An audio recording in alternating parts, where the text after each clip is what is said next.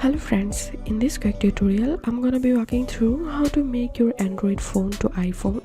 But before getting started this video, make sure to subscribe. How to 1 minute.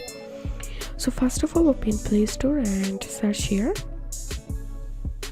iPhone 13 launcher and install this app. And now open.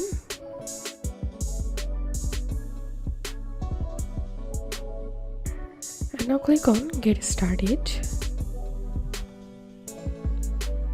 Allow. And click on OK. Enable now. And from here, enable iPhone 13 launcher.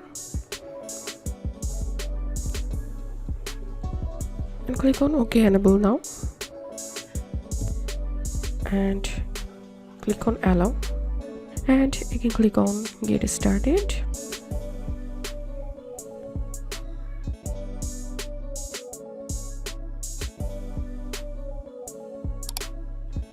And click on Set as Default. And here we can see I've successfully converted my Android to iPhone. If you have any questions, feel free to post in description. If you think to see more WordPress videos, please check the links in descriptions. If this video helped you, give a thumbs up and please consider subscribe. How to 1 minute. Thank you for watching.